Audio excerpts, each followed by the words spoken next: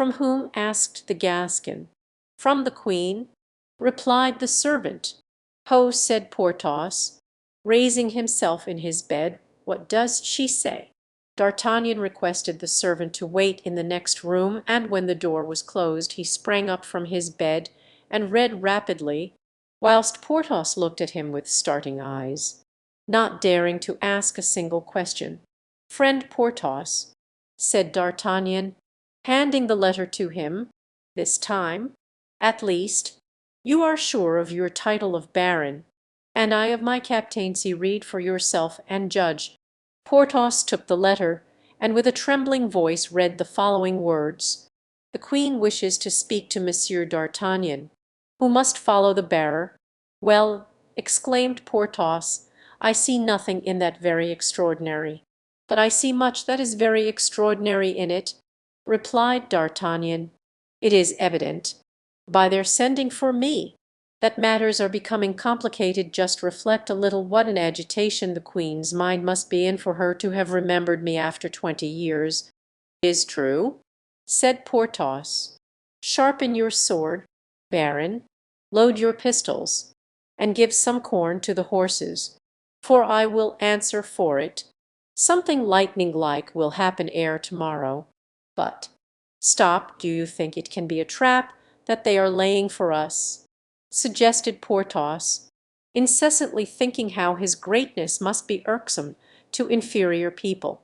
"If it is a snare," replied D'Artagnan, "I shall scent it out, be assured. If Mazarin is an Italian, I am a Gascon." And D'Artagnan dressed himself in an instant, whilst Porthos, still in bed, was hooking on his cloak for him. A second knock at the door was heard. "Come in," exclaimed D'Artagnan, and another servant entered. "From his Eminence, Cardinal Mazarin, presenting a letter."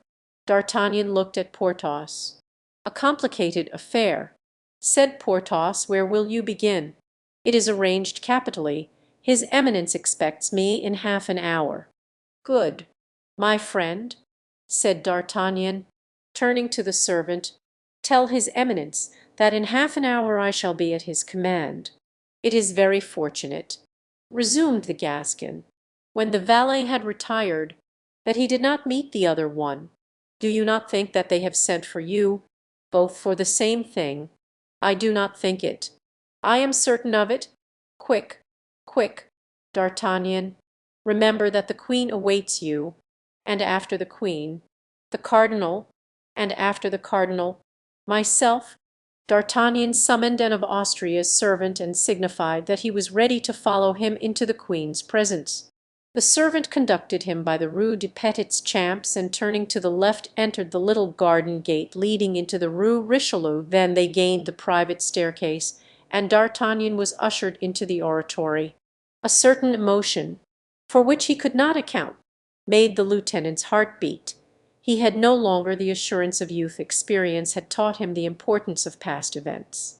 Formerly he would have approached the queen as a young man who bends before a woman, but now it was a different thing.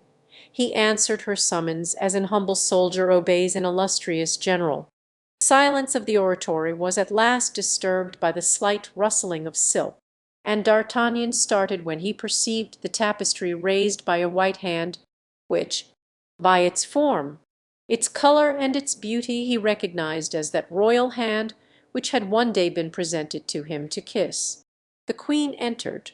"It is you, Monsieur d'Artagnan," she said, fixing a gaze full of melancholy interest on the countenance of the officer. "And I know you will look at me well in your turn. I am the queen. Do you recognize me?" "No, madame," replied D'Artagnan. "But are you no longer aware," continued Anne, giving that sweet expression to her voice which she could do at will, "that in former days the queen had once need of a young, brave, and devoted cavalier, that she found this cavalier, and that, although he might have thought that she had forgotten him, she had kept a place for him in the depths of her heart?" "No, madame, I was ignorant of that," said the musketeer. "So much the worse, sir," said Anne of Austria, so much the worse, at least for the queen, for today she has need of the same courage and the same devotion."